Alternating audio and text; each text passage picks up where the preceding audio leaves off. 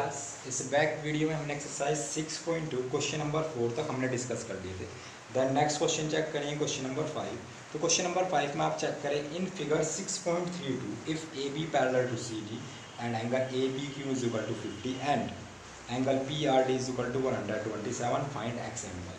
तो X and Y निकाल लो, फिगर दे तो देखो फिगर चेक करें तो फर्स्ट ऑफ ऑल फिगर मान लेता है इस टाइप से फिगर दे रखी है। फिगर में यहाँ पे बिटवीन में ट्रायंगल बना हुआ है, ये लिखा है ए बी पी, ये एंगल 50 है और ये एंगल वाई। देन ये एंगल एक्स दिया हुआ है और ये वाला एंगल 127 और ये पॉइंट है Q R और ये लाइन सी डी। ठीक है, इस टाइप से दिया। अब हमें फाइंड क्या करना है, एक्स और वाई निकालना है। हमें क्या निकालना है, एक्स और वाई निकालना है। क्वेश्चन नंबर 5, क्वेश्चन नंबर 5 और ये वैल्यू हमें निकालनी है। अब देखो चेक करो कैसे निकालेंगे। अगर देखो आप यहाँ पे चेक करो, आपको इस टाइप से जेड दिख रहा है, ये वाला एंगल कितना दे रखा है 127 और ये वाला एंगल कितना दे रखा है, ये देखो y प्लस 50 प्लस वाई है या नहीं है। देखो आप चेक करो, तो ये वाली लाइन क्या मैं बोल रहा हूँ, A P R D, A P R D. तो ये वाला एंगल जो मैंने इधर बनाया और इधर ये एंगल 2 पार्ट में डिवाइड है क्योंकि पी क्यू से बाइसेक्ट कर रही है। कुछ पार्ट इधर है, इधर 50 है, इधर वाई है। तो इन दोनों का सम किसके इक्वल होगा 127 के। तो यहाँ पे मैं क्या बोलूँगा कि angle A P R equal है किसके, एंगल पी आर डी के। कैसी, एंगल अल्टरनेट एंगल।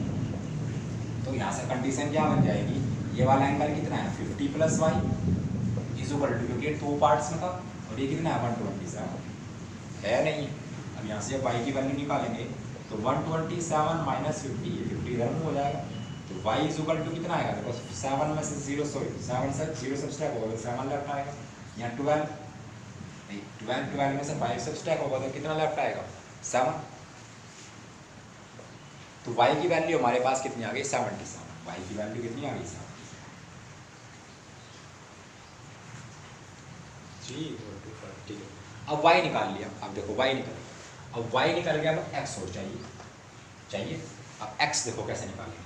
देखो अगर मैं चेक करूं कि ये दोनों एंगल और ये कैसा है, एक्सटीरियर एंगल है और ये दोनों कैसे हैं, इंटीरियर एंगल है। ट्रायंगल में, इस ट्रायंगल में मैं अगर मैं इस ट्रायंगल को चेक करूं,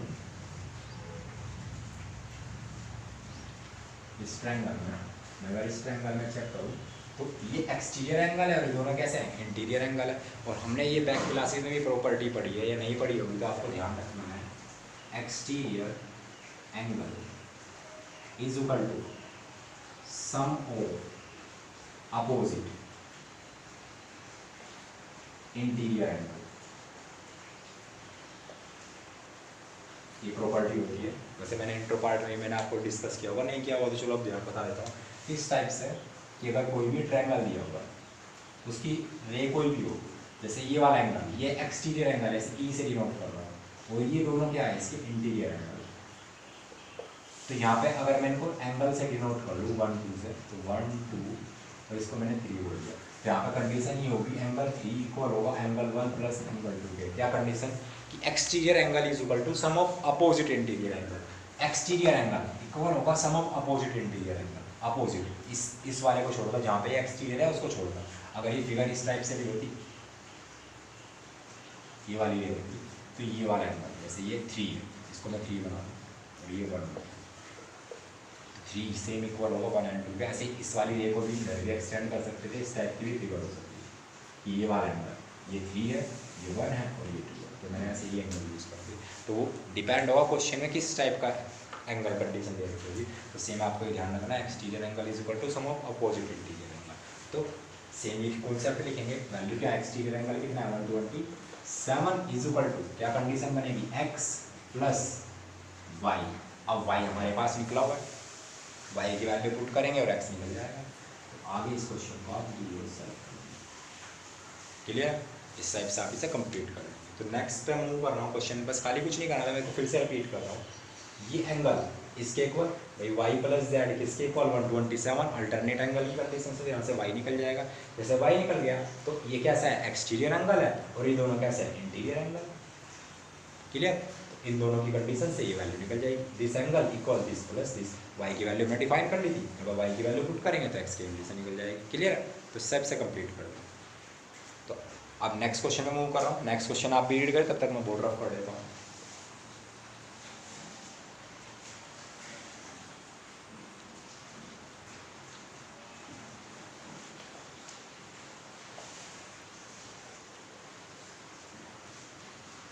अब देखो उससे नेक्स्ट में चेक करें, उससे नेक्स्ट कंडीशन में क्या कहा है, इन a figure 6.33 PQ and ORS is a two mirror placed parallel to each other and insert the ray AB in a mirror PQ at a B and reflects ray move along the path BC and stretch the mirror RS at C and the again reflects back along CD.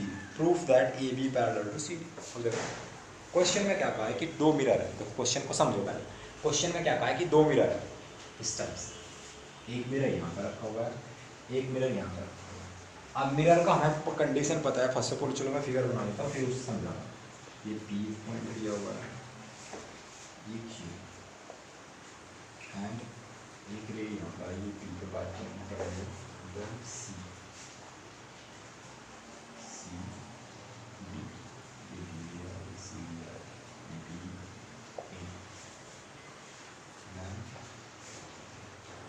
ऐसे reflect कर दिया और round कर दिया RS। अब proof करके दिखाना है, ये था क्वेश्चन नंबर 6। कंडीशन क्या दे रखी है कि PQ पैरेलल है RS की, PQ पैरेलल है RS की, और प्रूफ हमें क्या दिखाना है, प्रूफ करके दिखाना है AB पैरेलल टू CD। अब देखो क्वेश्चन में क्या कहा है, देखो फर्स्ट ऑफ ऑल पहले क्वेश्चन समझना जरूरी है। क्वेश्चन में क्या कहा है कि दो मिरर है, एक PQ और एक RS, ये दो मिरर दिए। अब कोई रे है, रे मतलब लाइट, कोई भी किरण, एक हिंदी में किरण बोलेंगे उसको, तो कोई रे यहाँ पे रिफ्लेक्ट हो रही है, जैसे इसके इस यहाँ इस पॉइंट पर गिरी, जैसे आपने यहाँ से कोई रे का मतलब रे कहाँ से नहीं रही है, कोई टॉर्च चला रहे हैं, कुछ भी वैल्यू करें, दो आपने मिरर लिए, यहाँ पे आपको कोई टॉर्च चला रहे हैं, कोई आपने मोमबत्ती जलाई है, तो सेम उससे जो रे निकल रही है, जो रेज निकल रही है बी पॉइंट में टकरा रही है, बी पॉइंट टकराने के बाद रिफ्लेक्ट हो रही है, रिफ्लेक्ट होने के बाद फिर से सी पॉइंट पर टकरा रही है, फिर रिफ्लेक्ट हो रही है, फिर यहाँ से सी से फिर रिफ्लेक्ट हो रही है, और फिर डी पॉइंट पर इस टाइप से मूव कर रही है, तो इस टाइप से वो वैल्यू मूव कर रही है। अब देखो उसने क्या कहा है, हमें प्रूफ करके दिखाना है कि ये वाली लाइन ए बी किसके पैरेलल है, सी डी, ये प्रूफ करके बताना है, ये प्रूफ करके बताना है। अब इसके लिए मैंने आपको एक कंडीशन भी बताई थी, जैसे हमने बैक क्वेश्चंस में भी यूज़ किया था कि जब लाइनें पैरेलल होती हैं तो पैरेलल के लिए कंडीशन हम क्या चेक करते थे कि लाइन अगर पैरेलल गिवन होती थी तो उन दोनों एंगल का सम हम 180 यूज़ करते थे।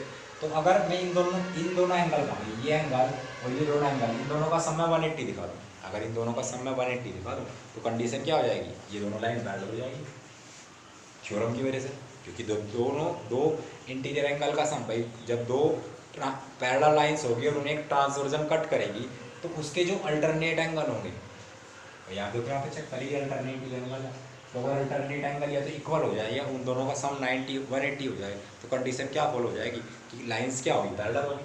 अब देखो कैसे करेंगे क्वेश्चन, तो क्वेश्चन है फर्स्ट ऑफ ऑल हम क्या करेंगे, इस बी से, इस बी पे मैंने एक परपेंडिकुलर डालिए, बाइसेक्टर बोले या परपेंडिकुलर बोले, बाइसेक्टर बोल लेते हैं, और ऐसे ही सी पे एक बाइसेक्टर ड्रॉ कर लिया इस एंगल पर, तो मैंने इन पे एक बाइसेक्टर ड्रॉ कर लिया, इनका कुछ नियम कर लेते हैं, ये मैंने बोल दिया पी, इसको एन बोल देते हैं और इसको एम बोल देते हैं, ठीक है। अब बाइसेक्टर का काम क्या होता है, बाइसेक्टर जो भी एंगल होता है इसको 2 इक्वल पार्ट में डिवाइड कर देगा, जैसे ये एंगल इसको मैंने लेफ्ट कर दिया 1 और ये 2, ये एंगल 3 और ये एंगल 4, इन्हें इक्वल पार्ट में बाइसेक्ट करेगा। तो देखो हम क्या कंडीशन यूज़ करेंगे, हमारे पास कंडीशन क्या है, अगर मैं यहाँ पे देखो चेक करूँ, एंगल 1 इक्वल होगा एंगल 2 के, वाई बिकॉज क्या है, B N is a bisector of इस एंगल के लिए एंगल ए बी सी, ये क्या होगा, इसका बाइसेक्टर होगा दिस एंगल के लिए। तो हमने क्या चेक किया कि ये इसका बाइसेक्टर है, तो ये एंगल 1 एंगल 2 के इक्वल होगा या नहीं होगा। ऐसे ही सेम यहाँ पे चेक करूँगा, एंगल 3 किसके इक्वल होगा, एंगल 4 के होगा। सेम लिखेंगे M C S C M is bisector of angle, किस एंगल के लिए, ये है बी बी सी डी, ये इस एंगल के बाइसेक्टर है, तो ये दोनों एंगल्स इक्वल होते हैं। अब देखो हमें पैरेलल दिखाना है, तो पैरेलल का मतलब मैं अगर यहाँ पे सिंपली लिखूँ तो इन दोनों को मुझे इक्वल दिखाना है, इसका मतलब ये वाला एंगल, ये टोटल एंगल इसके इक्वल दिखाना है। अब देखो सेम कैसा कंप्लीट करेंगे क्वेश्चन में क्या कहा है, अब देखो क्या चेक करेंगे। तो अगर मैंने आपको बताया कि भाई ये दोनों लाइन पैरेलल होगी तो अल्टरनेट एंगल हम फॉलो कर सकते हैं।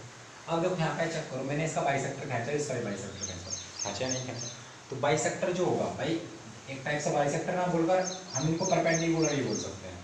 भाई ये इस वाली जगह परपेंडिकुलर है, इसका परपेंडिकुलर है, तो सेम यहाँ पे एंगल 2 और एंगल 3 इक्वल हो जाएगा। क्यों, क्योंकि देखो जेड ऐसे जेड बनना,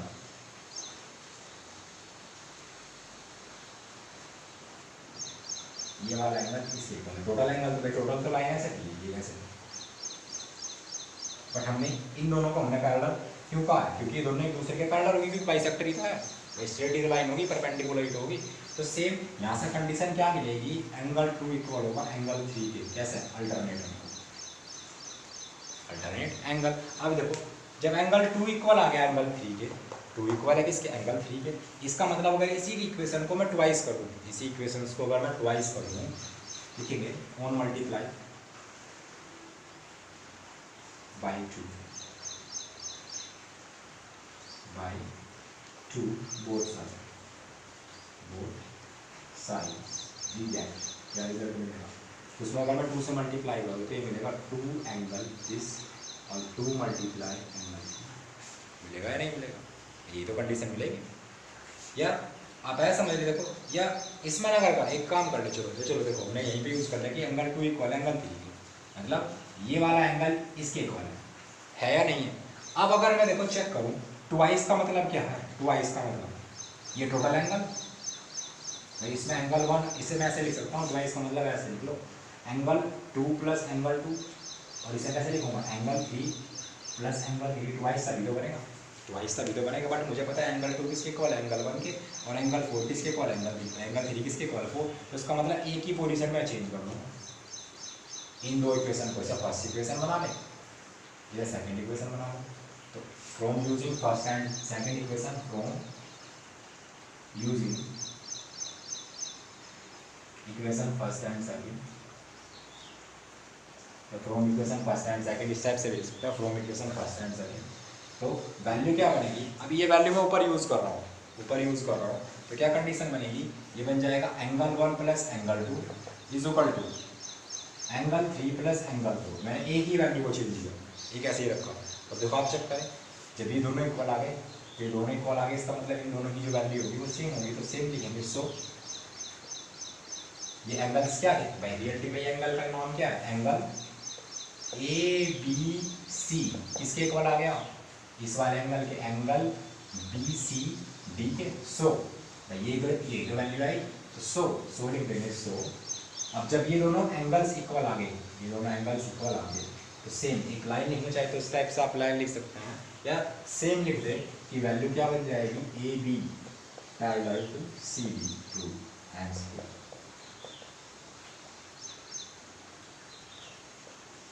क्लियर है, तो इस टाइप से लिख लें।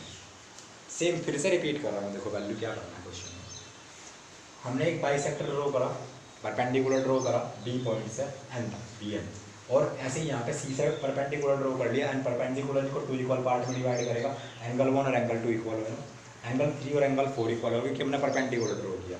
अभी जब ये परपेंडिकुलर है तो एंगल 2 किसके इक्वल होगा, एंगल 3 के इक्वल होगा, अल्टरनेट एंगल जेड बन जाएगा।